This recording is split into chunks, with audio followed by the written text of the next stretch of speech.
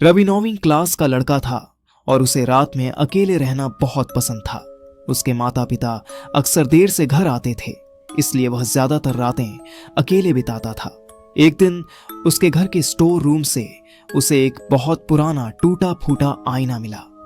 आईना बहुत अजीब था। उसमें उसकी परछाई थोड़ी अलग दिखती थी, जैसे कोई और भी उसके साथ खड़ा हो। रात को करीब 12 बजे रवि अपने कमरे में उस आईने के सामने खड़ा था।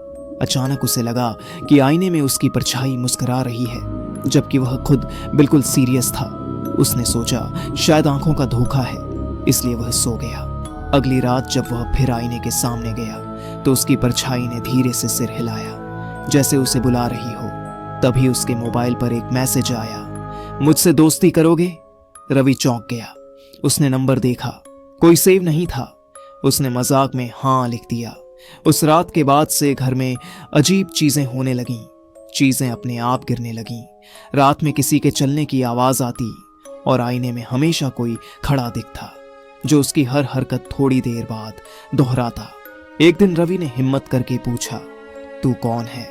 आईने में उसकी परछाई ने होंठ हिलाए और बोली, मैं वही हूं जो तू बनना चाहता है। रवि डर गया, लेकिन उसने ध्यान नहीं दिया। धीरे धीरे वह आईने से बातें करने लगा, जैसे कोई उसका दोस्त हो। वह परछाई उसे बताती थी कि कौन अच्छा है, कौन बुरा है और क्या करना चाहिए। एक रात परछाई ने कहा, अगर तू मुझे बाहर आने दे तो मैं तुझे कभी अकेला नहीं छोड़ूंगा। रवि ने मजाक में आईने को छू लिया। उसी पल लाइट चली गई और कमरा पूरी तरह अंधेरा हो गया।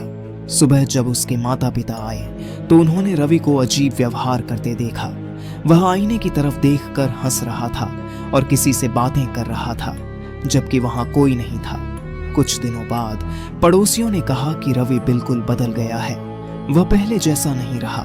उसकी आवाज अलग लगती थी, उसकी आंखें अलग तरह से देखती थीं